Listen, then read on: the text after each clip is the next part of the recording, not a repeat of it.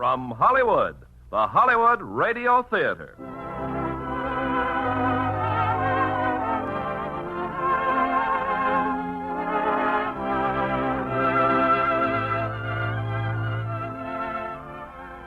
Starring Tyrone Power and Linda Christian in The Mississippi Gambler. Ladies and gentlemen, your producer, Mr. Irving Cummings.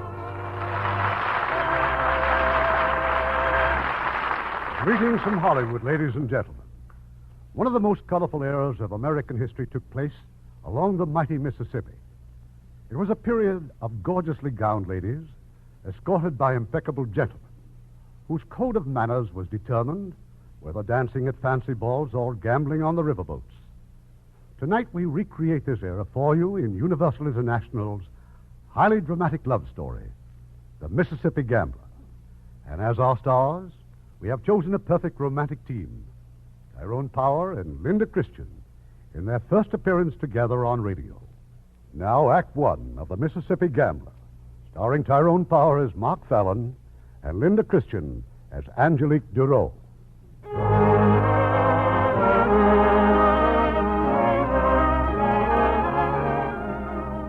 I first met Mark Fallon in the spring of 1853. I was on the dock in St. Louis waiting just for the likes of him, a green young stranger begging to have his bankroll lightened. I wandered over to the freight shed, took out a deck of cards, and started laying them down in a barrel. You're sure having a time with those cards, mister. I've been watching you. You have? I hope you don't mind. Ooh, don't mind at all, son. All I'm doing is making a fool out of myself. You see these 3 cards? Well, sir, there was this traveling man last night. He just laid these 3 cards down on the table and bet me $20 I couldn't tell him which one was the queen. You sure he was a traveling man? Oh, no doubt about that, son. He even had his sample cases with him. Well, sir, I swore I knew where the queen was every time. By jingo, when I bet my $20... You lost. Well, anyway, give me the cards to practice with him. You know, you might end up a gambler. Going to try it on the folks back home till I get my money back. Maybe get my money back right now. Me? These 3 cards. Now, was you a betting man, son? I got $20 here. Says you can't find that queen. Done. All right. Which one's the queen? You sure you want me to tell you? Why, son, you just bet me $20. In that case, the queen's in your left hand, just where you palmed it. Looks like I made a terrible mistake. Professional, huh? No, but I'm going to be. Congratulations. I never saw anyone switch cards that perfectly. You're the first one who hasn't complained about it. What's your name? Mark Fallon. Me, I'm Kansas John Polly. Never heard of me? Well, I'm new in these parts, Mr. Polly. I'm from New York. Active in gambling there? Well, in a way. There was always a game going on in my father's fencing academy ever since I can remember. I finally got tall enough to sit in between fencing lessons. You're a decent-looking young fella, son. Now, why would you want to get mixed up in a crooked life like this? I got different ideas about gambling, Mr. Polly. I'm going to deal honest cards. Well, that sure will be a novelty on the river. I hope you're good, son. You'll be up against some mighty dirty competition. How much of a stake do you have? $600. Well, you can lose that in half an hour on these riverboats. But I don't intend to lose. Now, if you don't mind, I think I'll get aboard. He walked down to the gangplank. Just as he reached it, a carriage came flying down the dock. In it, a young man and a girl. For a moment, it looked like those horses were running away. Oh, now, boy. Easy now. Oh, up there. Oh. Get away from those horses. Well, I was afraid you'd tip over, miss. High-strung horses need a firm hand. I've handled high-strung horses for quite a few years. And when the time comes that I need help, I'll... Oh, easy now. Easy. Oh, boy. Oh, there now. Thank you, sir. That whistle frightened them. Oh, whistles will do that to horses. To beautiful women, too, sometimes. You're an expert on both, I suppose. Well, I'm interested in both. Just a moment. My sister doesn't care to discuss your interests. So it seems. Better go aboard, Angelique. I'll find a boy to drive these horses back to Fletcher. Quality folks, son. Real quality. Oh, my. You know them? If I did, I'd take that little pepper pot over my knee and whale her. $20 to 10, she looks back at me, Polly. Well, here's where I get my money back. She'd no more look back at you than she... Looks like I owe you a total of $30. Oh, you'll do fine on the Mississippi, son. You'll do just fine. That night, I watched Mark at the card tables. He dealt an honest deck. What was more remarkable, he won. He won from professionals and he won from gentlemen. He didn't make any friends that night, but he sure made a pile of money. Among the heavy losers was the young man in the carriage. After the game broke up, he came looking for me. I hope you didn't mind waiting for me, Mr. Fallon. Not at all. How much do I owe you? $4,100. This'll more than cover it. A necklace, Mr. Duro? It was appraised for more than $7,000. Those are diamonds. But this is a family heirloom. Your sister... It's no concern of yours what it is. Does it satisfy the debt? Yes. Thank you. Good night, Mr. Fallon.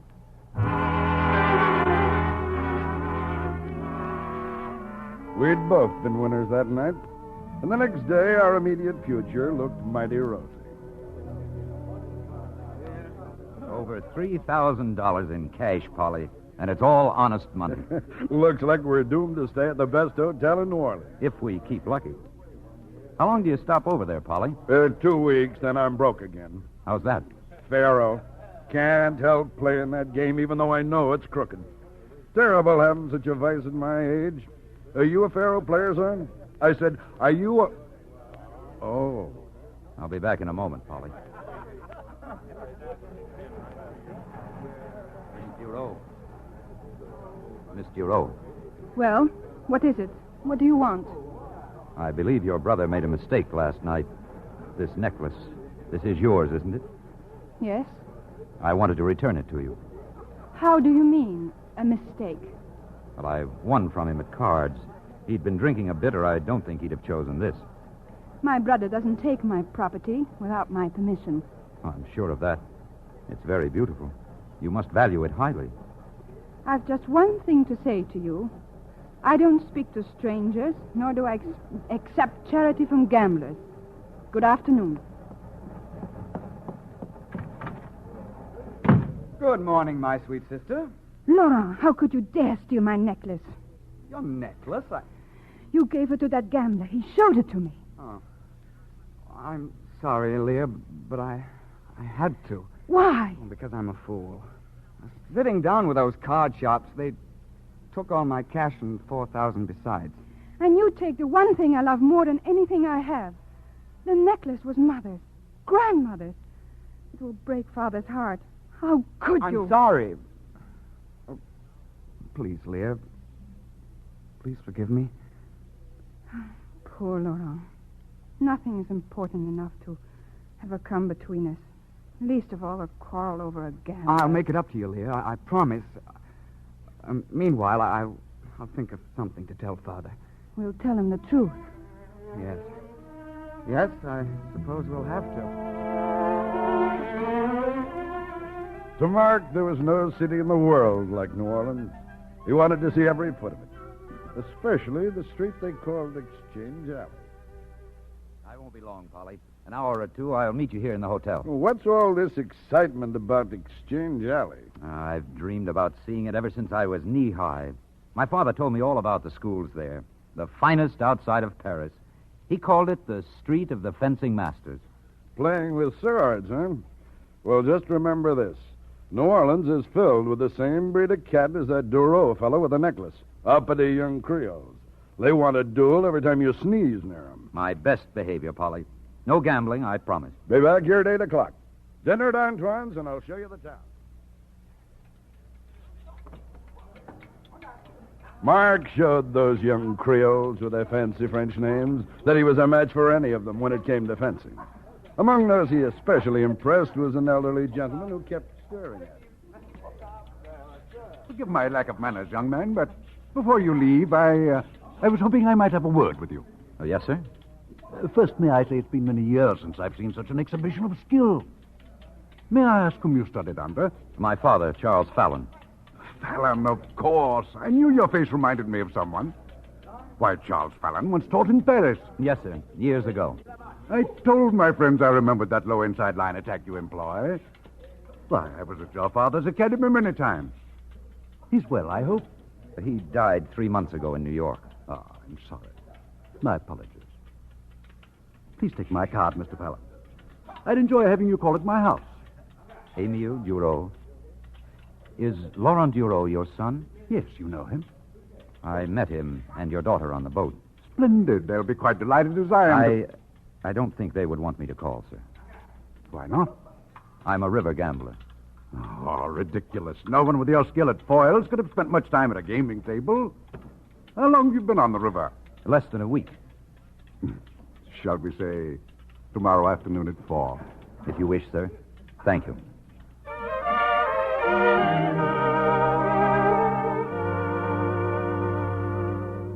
Well, Mr. Fallon, now that we've seen the house and grounds, suppose we have a drink in here in the study. Mr. Duro, your home. I've never seen anything so beautiful.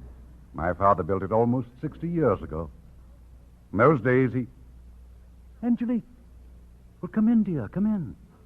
Where's Laurent? He's in the library with George. George just invited us to dinner. Angelique, you remember Mr. Fallon. He said you'd met on the boat. I have no wish to meet him again, Father. Angelique? What do you expect of me? I know that gentlemen associate with such people as Mr. Fallon in coffee houses and gambling places. But I never heard of anyone bringing them into his home and presenting them to the women of the household. I choose very carefully whom I bring into my house. And while they're under this roof, you'll please show them every courtesy. Yes, Father. Good afternoon, Mr. Fallon. Good afternoon, Mr. Rowe. I must apologize for my daughter. I think she was afraid of being embarrassed, sir. For what reason? This. She was afraid I might return it. Her necklace. Your son lost it to me on the boat. I know it must mean a great deal to you. You settled a gambling debt with it. How much? $4,100. My bank will credit the amount to you tomorrow. No, I don't want anything for it, and it is not your debt. It's the only way I can accept it. Your wine, Mr. Fallon. Thank you. All this business about the necklace, Laurent, Angelique's insulting manners, it's my own fault, Mr. Fallon. My life's caught up with me. Unfortunately, my own wild and reckless youth's become somewhat legendary in New Orleans. My children have patterned themselves accordingly.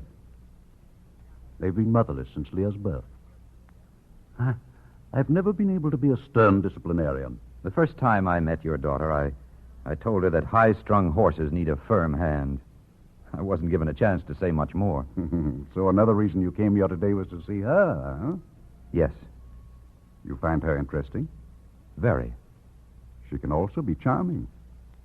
However, I should tell you, this young man she mentioned a moment ago, George Elwood, it wouldn't surprise me, Mr. Fallon, if someday Angelique and George were to marry. Oh, forgive me, I didn't know. Oh, for the moment, George is just a friend, but a dear friend. But then I may see your daughter again? That, as you should know by now, will be entirely up to Angelique. However, there'll be a governor's ball in a couple of weeks. I think I can arrange an invitation. A river gambler at the governor's ball? I regard you as a welcome guest and a friend until you prove yourself something less. I think you can trust me, Mr. Duro. Thank you.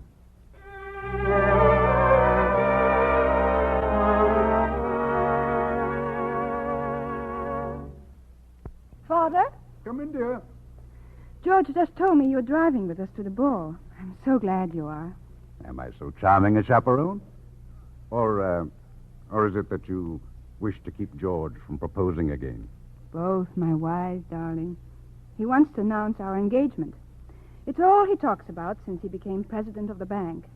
He's going to settle down. He promises to work hard. He loves me, and on and on. It doesn't interest you? It isn't that, dear. I just keep telling him we're too young to take such a serious step. His father always hoped you two'd marry. And my father, what does he hope? That your choice will be a wise one when you're no longer too young.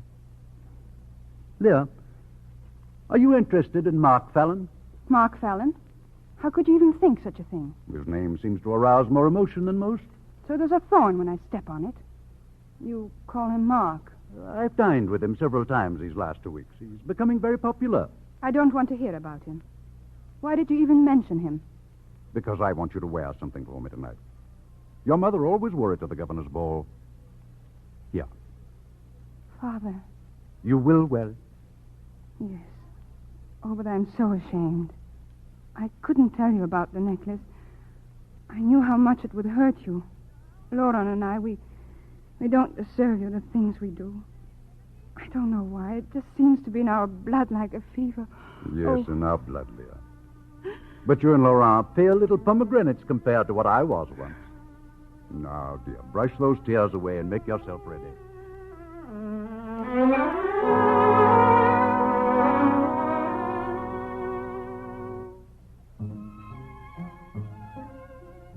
Very kind of you to dance with me, Miss Giroux. It would have been a great pleasure to have refused you, Mr. Fallon.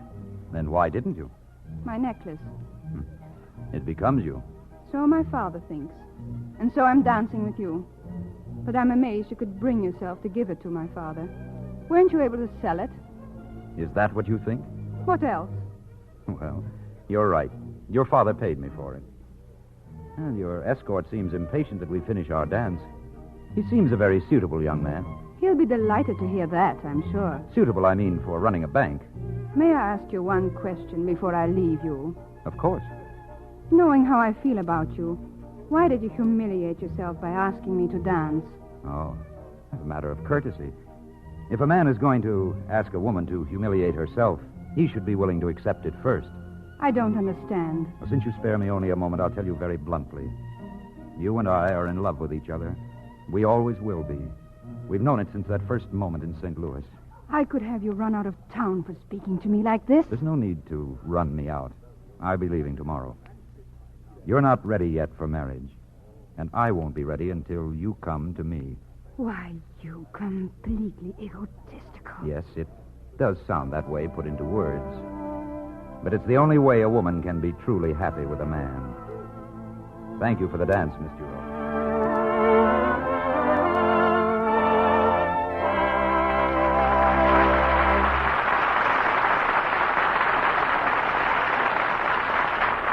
Act two of The Mississippi Gambler in a moment. With our American servicemen in many countries around the world, they have a wonderful opportunity to observe new customs and traditions. What might have seemed strange before is becoming pretty familiar to them. For instance, take this business of superstitions or omens. In Holland and Germany, if you meet a left-handed person on a Tuesday morning, that's a bad omen. In Sweden, if you turn around when starting out on a business trip, it's liable to turn out badly. German girls place their shoes at right angles by the side of their beds to bring a visit from their sweethearts. And in Japan and the Far East, there's a superstition to cover practically every event of the day. Well, all these things might sound strange, but as our servicemen have observed, we have plenty of superstitions, too. Let's just count some of the things that are lucky or unlucky. Finding a horseshoe? Lucky. Four-leaf clover? Lucky. A black cat crossing your path? Unlucky. Walking under a ladder? Unlucky. Breaking a mirror? 7 years bad luck. Spilling salt? Unlucky, unless you throw some over your left shoulder. Knocking on wood? Lucky. A rabbit's foot? Lucky. Well, those are just a few of them. Lots of people carry a lucky coin or a charm of some sort. All of us have a lucky number, and whenever we have something good happen to us, we know it's our lucky day. People the world over are great believers in this business of luck. That's all the superstitions are based on. They're either meant to bring on good luck or keep bad luck away. According to the customs and traditions of your own people, you do certain things to try to influence that luck. Now, the way of doing things may vary between different people, but the ideals are the same. These customs are important to the people who follow them, and our servicemen are helping to maintain goodwill by observing the customs of other people in other lands. Now, our producer, Mr. Cummings. Act two of The Mississippi Gambler, starring Tyrone Power as Mark and Linda Christian as Angelique, with Gavin Gordon as Monsieur Dureau.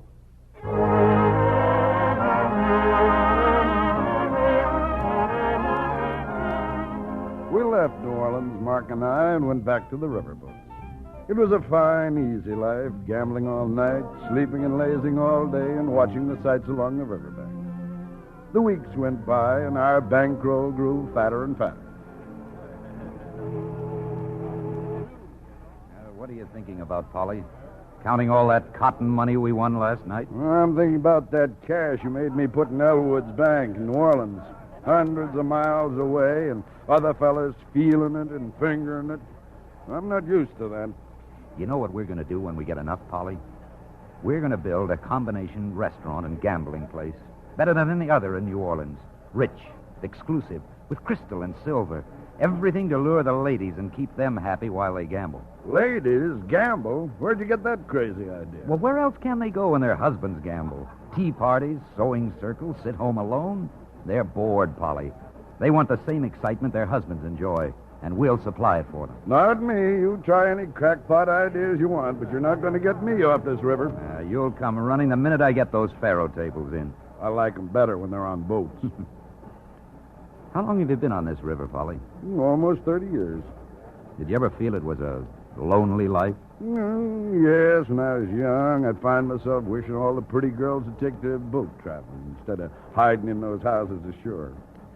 Many a night I'd stand on the deck and look at them lighted windows over on the shore, and I sure thought a lot about it. Just like you're doing right now. Yeah. It's no good. Come on, let's go down and start a game. Care to play a little poker, Mr. Fallon? 5 honest cards. Yes, Mark, you got me weaned. But you know, sometimes I do get a terrible itch to take some of those suckers. Didn't you tell me that you've made more playing honest than you ever did by cheating? No, only cheating a little, it's more fun. We're not doing this for fun, Polly. We're going to build that place in New Orleans.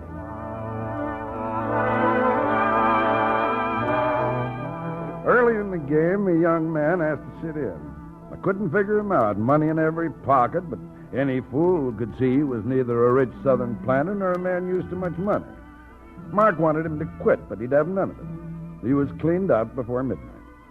Excused himself politely, went up on deck, and shot himself. How is he, Captain? Will he live? He's dead, Fallon. Oh. Apparently his aim was a lot better than his poker playing. You win all his money? Yes.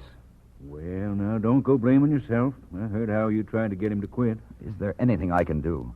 Nothing. He has a sister aboard, but that's my job, telling him. I'd like to go with you, Captain. Yeah, all right, Fallon, come along. Captain Everett, good evening. Well, come in. This is Mr. Fallon, miss. We come to... Well, I'm afraid we have bad news, ma'am.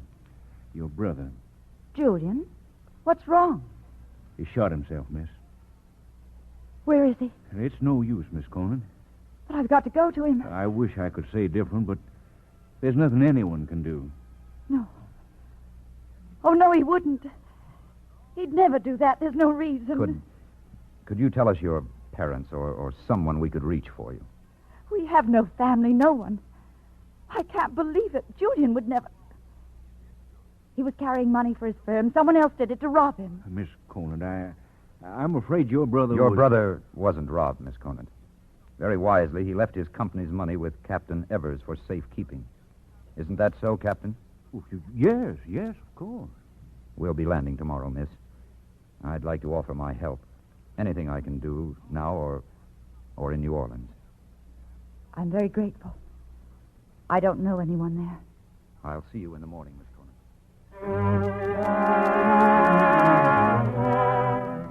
And Conant never knew that Mark returned her brother's losses. But getting the money back to his firm in Ohio involved a visit to the bank in New Orleans, George Elwood's bank. George Elwood, who was in love with Angelique Duraud. When Mark brought Anne Conant to the bank, Elwood had a visitor, Angelique's brother, Laurent. Sit down, Laurent. I'll be with you in a moment. Who's the girl with Fallon, George? Miss Conant, Anne Conant. She's beautiful. Yes, she is. Well, present me to her. Well, this isn't a very good time, Laurent. She just lost her brother. Oh, I'm sorry to hear that. But the fact remains, I've never seen anyone so beautiful. Please, George, I've got to meet her. All right, Laurent. But you'll have to wait. She's got to sign some papers first. You've been very kind, Mr. Elwood. Thank you for your help. Well, that's quite all right, Miss Conant. And now, may I present my friend, Laurent Duraud. How do you do? Miss Conant. Good morning, Mr. Fallon. Mr. Duraud. You'll forgive Miss Conant. She should get back to the hotel. I understand, of course. my deepest sympathy. If there is anything I can do, please let me help. Mr. Elwood knows where I may be reached. Thank you. My regards to your father, Mr. Duro, and to Angelique. Thank you. They'll be delighted, I'm sure, to learn you're back in New Orleans.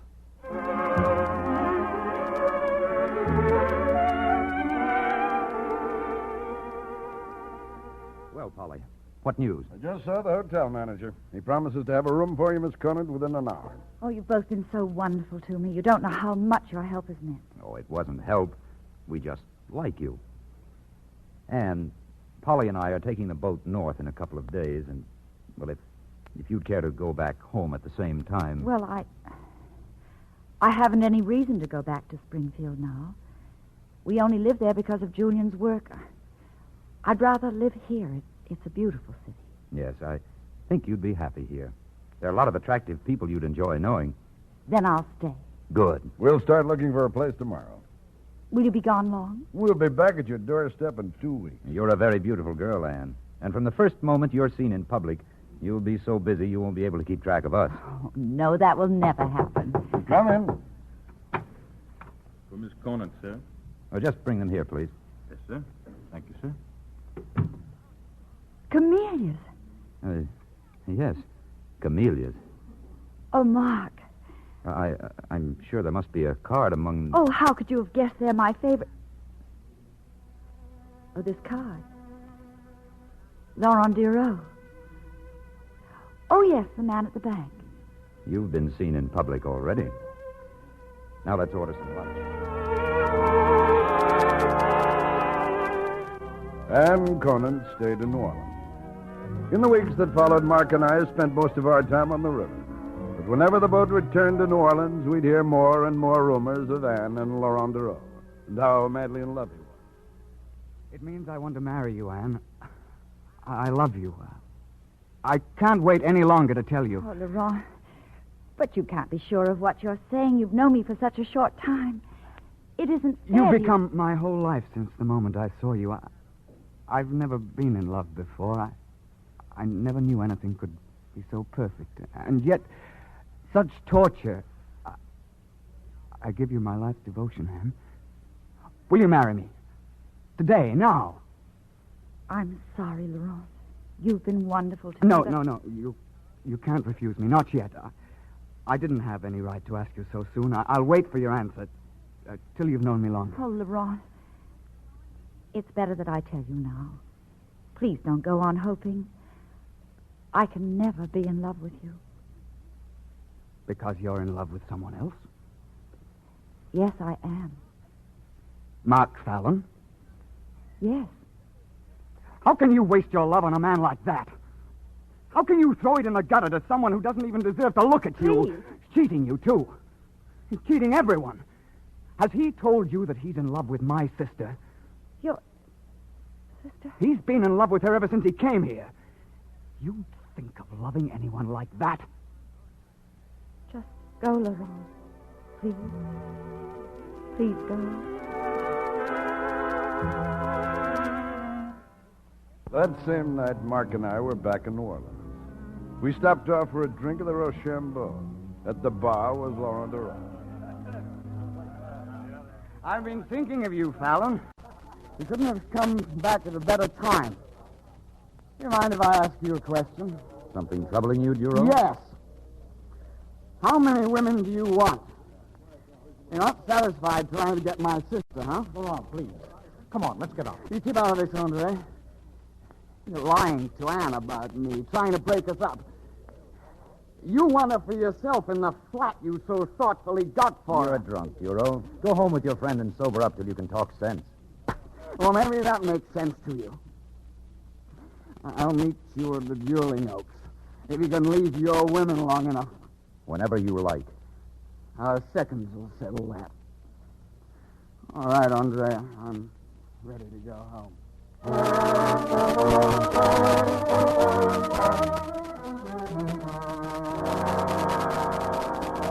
My fault, Mark. Please let me talk to Laurent. No. It has nothing to do with you, Anne. This has been building up for a long time. But you shouldn't have come here, you know. Polly, see that Anne gets home, will you? I must finish this. Finish what? There's no need of this. You'll win hands down. Oh, Will, dividing everything between Miss Conant and me. Are you crazy? Then you do think something might happen? No, not really. Polly, you'll act as my second. Just don't make too many side bets. Come in. I'm Andre Brion, Mr. Feller. I've come on behalf of Laurent Leroux. Oh, this is Miss Conant and Mr. Polly. Mr. Fallon, You can speak freely. Thank you. If I may meet with your second, sir, to arrange a meeting... Let's do without the formalities, shall we? Let's say tomorrow morning at 6 o'clock. Very good. As the challenge party, you have the choice of weapons, sir. Pistols. Pistols? You are crazy. They'll fight with swords. Tell that to Duro. Swords. You'll forgive my friend, Mr. Brion. He worries too much. My choice is pistols. Thank you, sir. Good evening.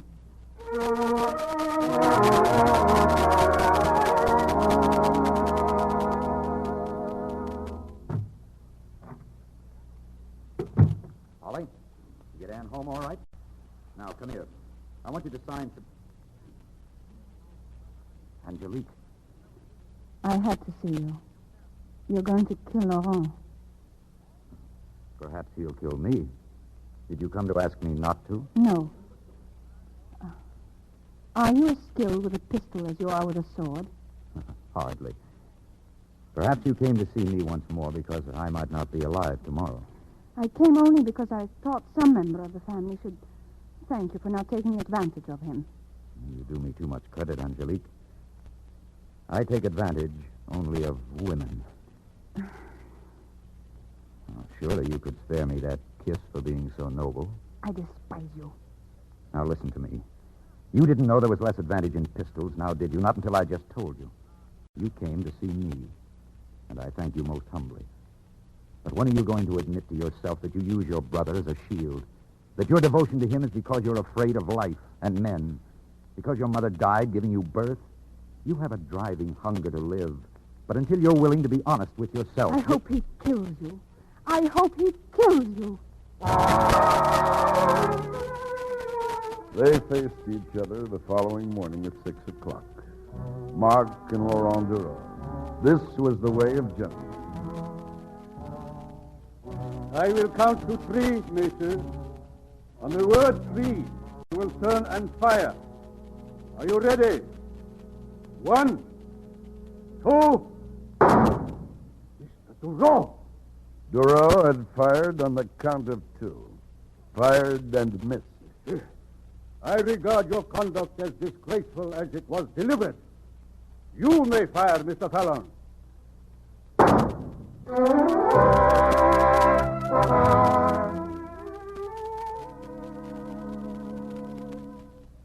What are you doing here, Angelique?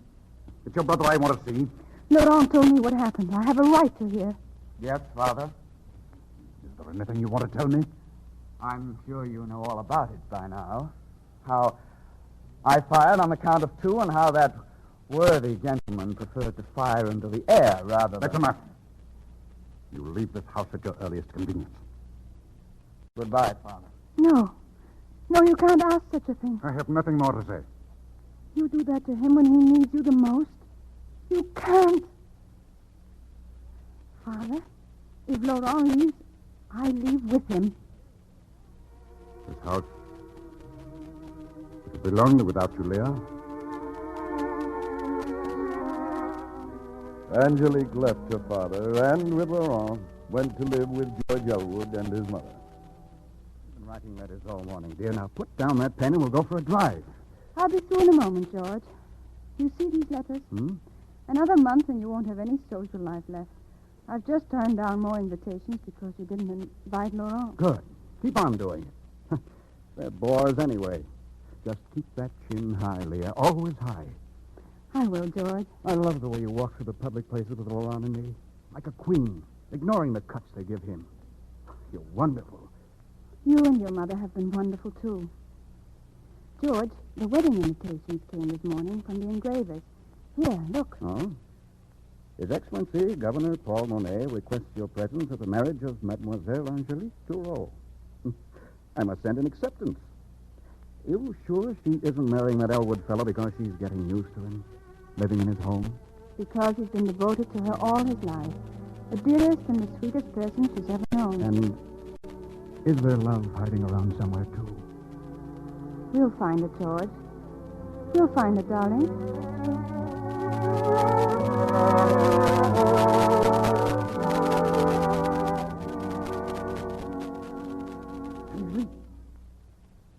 Anjali, you've come home.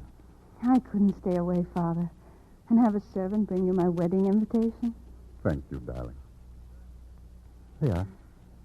You and George, are you quite sure, dear? George and I grew up from childhood expecting to be married. Why, everyone in New Orleans has always said it's a perfect match. Yes, I know. That's all very true, but do you love him? Yes. That's all I wanted to know.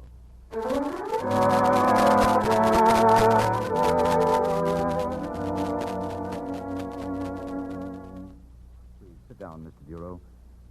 Yes, I received a wedding invitation this morning. Mark, you and I, we can talk bluntly. You love her, don't you? Yes. Yes, I love her. Then put a stop to this. Go and get her. Do you really believe that she knows herself well enough yet to find happiness in marriage to anyone? It was just a hope. You'll come to the wedding? No. I'll go back on the river where I belong. If there's any message you'd like me to give Angelique. Don't think me rude, Mr. Bureau. But if I had any message, I'd deliver it in person. Once, long ago, I told her I'd wait until she came to me. I'll continue to wait.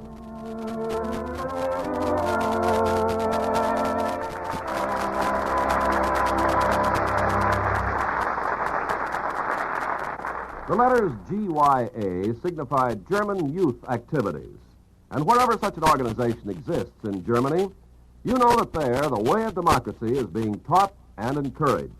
Our occupation forces are helping out through GYA, developing healthy interest through group handicrafts and hobby projects. A girl by the name of Helga is one example. She was pretty confused when she joined a GYA group. Her father had been very much anti-American, and she reflected his ideas. Luckily, she won a trip to Switzerland in a handicraft contest. Once on the trip, Helga learned that the Swiss people and the American women in charge of the tour were very different than her father had pictured non-Germans. Well, she won't change overnight, but she wants to learn more about the workings of democracy, and her education is continuing through GYA. Such acts by you and your friends today are shaping our world of tomorrow.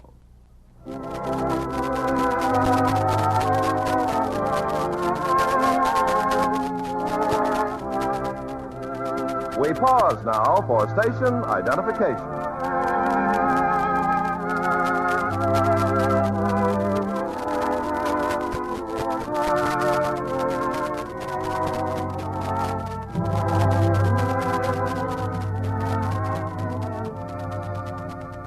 The curtain rises on Act 3 of The Mississippi Gambler, starring Tyrone Power as Mark and Linda Christian as Angelique, with Gavin Gordon as Monsieur Dureau.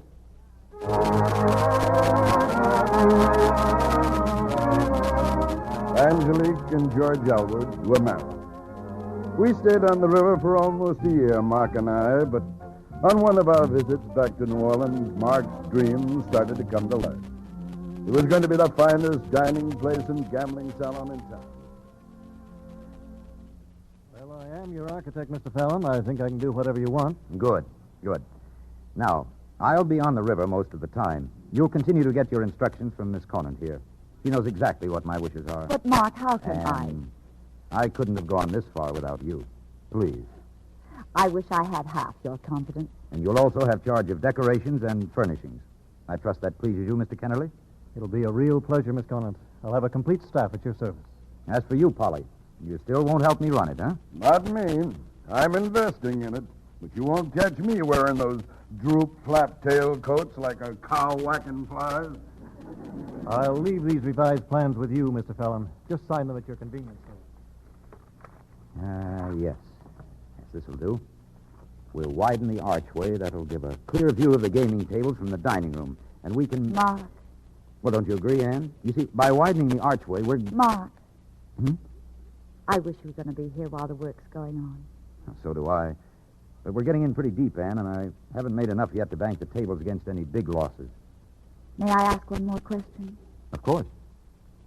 Have you seen her? Angelique? No. No, I see her husband at the bank, of course, but we succeed very well in talking only about business. I shouldn't have asked. You've heard about her brother, that he left town. It's the best thing he could have done. One of these days he's going to meet up with you, Mark. Please be careful. Now, stop worrying. If you really want to help me, you'll invent a name for this place of ours.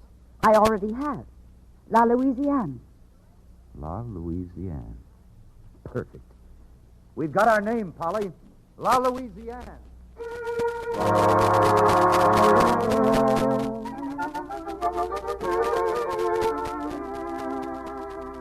Leah, you'd better hurry, dear. Our friends are downstairs waiting for us. I'll be ready in a moment, George. Well, how do I look? It's a beautiful gown, darling. But there's nothing, even from Paris, that could make you any lovelier. Well, thank you, dear. George, you're staring at me. Am I? Where are you, Leah? What do you mean, where am I? I'm here. Now, hand me my bracelet. You're not here, Leah, not really. Every time I hold you in my arms, you seem 1,000 miles away. It's like holding a shadow that's drifting somewhere. No substance, no warmth. Come here. Put your arms around me. Now, am I here? We're never here. We're never alone. Ever since our honeymoon, always going. Crowds and people. I love you, Leah, but I can't reach you. What's wrong, dear? I don't know what you mean, George. I don't. When Laurent disappeared, I was frightened, but I'm not anymore. I do love you, and I've tried to make you happy and proud of me. Please tell me I haven't failed this much. I don't know why I say it. I don't know what it is. I want too much of you, darling. I can't stay away from you. I can't even... Yes, dear? Nothing at all. Come along, darling. I want to show you off in your new gown.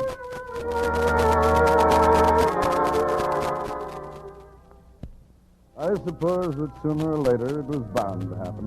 The linking together of Anne Conant's name with Mark's, especially now that she was seen so often at the building of La Louisiane. Well, gentlemen, Fallon boasted about building a showplace. It appears he's as good as his word. But who's that delightful creature talking to the architect? Don't be naive, Cartier. Fallon's luck goes far beyond cards. Having a companion like that beauty. That's a lie, Mr. Kahn. I am not in the habit of lying, Mr. Duro. Miss Conant's a lady. Fallon's a gentleman and my friend. I must ask you to retract that slander. I'll retract nothing. Oh, come now, Duro. Men don't rent flats for women or let them design gambling palaces unless they... You leave me no choice. I'll name my second this afternoon. A pleasure. We were on the river when the duel took place. Mark hurried back as fast as he could. He had something to tell Mr. Duro, and his heart was never heavier. It's Mark Fallon, Father. You'll want to see him alone. No. I'll stay, Angelique. Stay. Mr. Duro, I'm grateful to you for defending Miss Conant, but you should have waited for me. I never ignored an insult to a lady, Mark. You must hurry and get well. You gave me your word you'd be at the opening of La Louisiane. No, I won't be there. No regrets. I've lived a long life. My era, it belonged to the sword. Fading with me. Perhaps for the best. There's something I must tell you, Mr. Duro. You and Angelique. Well? I've never faced a more bitter duty than to tell you. Laurent. It's Laurent. Yes. He came aboard at Memphis with a knife. I didn't recognize him at first. He was bearded. It all happened so quickly. I was unarmed. I tried to hold him off. We struggled. Laurent went down. He fell down a staircase. He fell on his knife. No. Thank you for telling me, Mark. I couldn't hold you responsible in any way. Now I want to ask one promise. Anything. Protect Angelique. Always. I give you my word.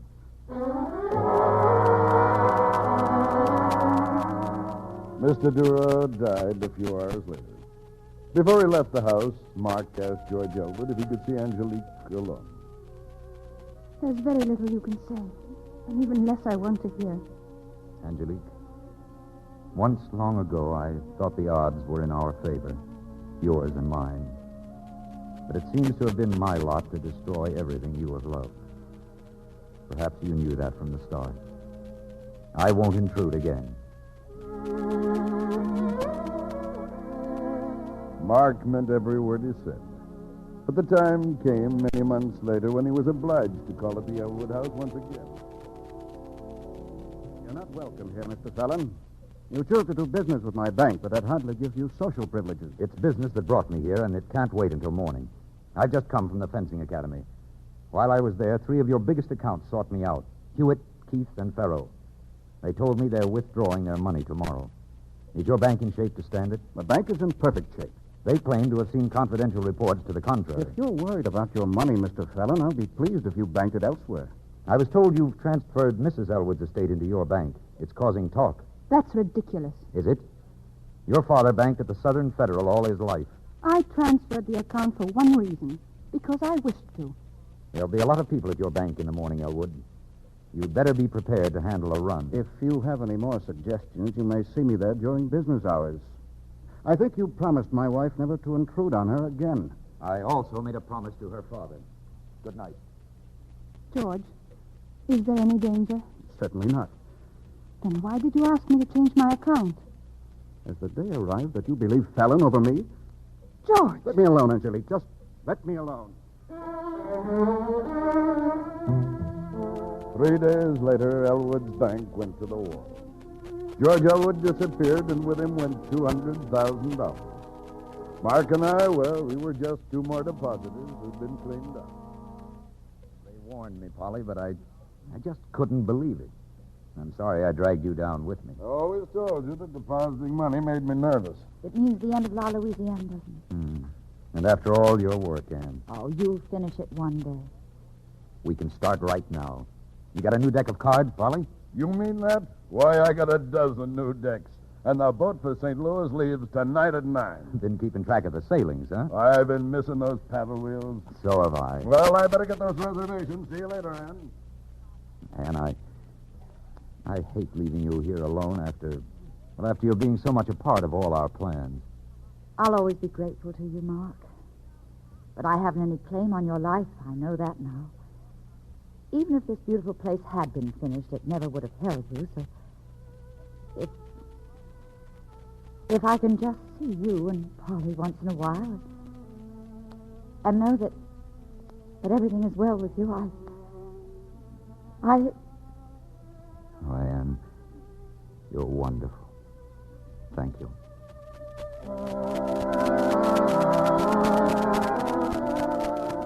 In the months that went by, Mark never lost track of Angelique. He knew there had been no word from her husband. He also knew when Angelique finally decided to sell her home. You'll sign the bill of sale here, Angelique. The Larouches are in no hurry to take over. They said to move at your own convenience. Next week will be fine, Mr. Hewitt. I'm so happy to see you rid of this place, Angelique. To close this whole unhappy chapter of your life. You're going back to your own home? I don't know. I haven't been there since my father died. I think he would have wanted you to live there. Let me know what you decide. I will, Mr. Hewitt. Thank you.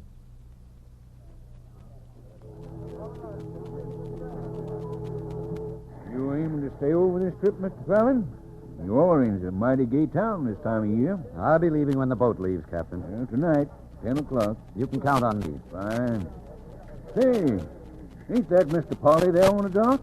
Yes, he missed this trip. He had some business to attend to for me. See you tonight, Captain. Well, I've got good news for you, Mark. Better still, you can read about it for yourself. It's right here in the newspaper. Angelique, is everything all right, Polly? Yes, and this time I think you'll want to stop over. The court's handed down a decision. She's free. You know, you promised your father you'd always look out for her. Go to her, Mark. Try to see her. Oh, It wouldn't work out, Polly. It's better this way. Going back to her old home. She'll be there by now. No, I just told the captain I'll be leaving again on tonight's boat. I guess you know your own mind, Mark. After all, I never saw a man win all his bets. Now let's get into town. I've got some winnings to split with you. I left Mark at the hotel, and I drove out alone to the old Duro mansion. I wanted to talk to Angelique, but I couldn't bring myself to go in. The house was dark, deserted. But I knew she was there. Her carriage was standing in front, and I saw a candle and the light moving from room to room, and I wondered how she could stand the loneliness and the memory.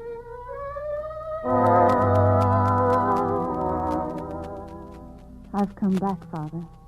I've come back, Laurent. But it's so empty. So empty. When are you going to admit to yourself that you use your brother as a shield? Your devotion to him because you're afraid of life. Because your mother died giving you birth. You and I are in love with each other. We always will be. You're not ready for marriage yet. And I won't be until you come to me. Until you come to me.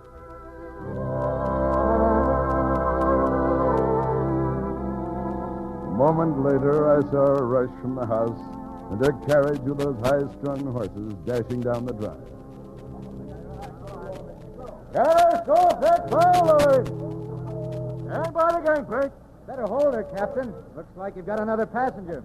There's a carriage coming down the wharf. Well, I'll be gone. Wait. Well, now, ain't that something, Mr. Fallon? Pull in your reins, lady. We'll wait. I've waited a long time to see a sight like this. Hey, where are you going?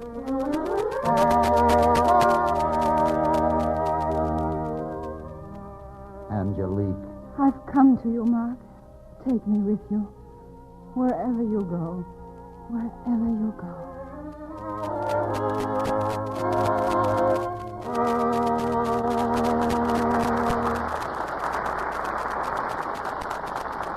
And now, here's Mr. Cummings with our stars. Mr. and Mrs. Tyrone Power, won't you please step forward and accept your curtain call?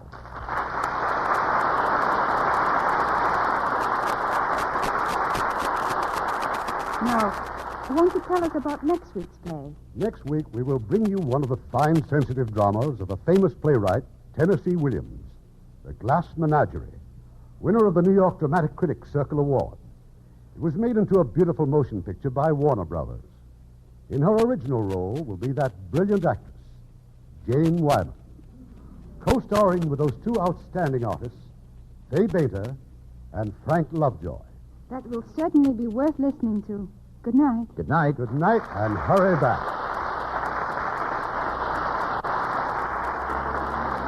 Heard in our cast tonight were Ted DeCorsia as Polly, Alistair Duncan as Laurent, Francis Robinson as Anne, John Stevenson as George, William Johnstone as the boat captain, Fred Mackay as Andre, and Bob Bruce, Bob Griffin, Herb Butterfield, Barney Phillips, Gain Whitman, and Eddie Marr.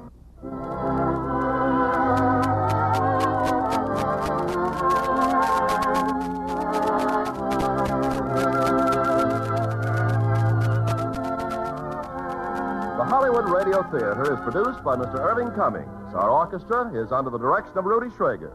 This is Ken Carpenter inviting you to join us next week at this same time for another presentation of the Hollywood Radio Theater.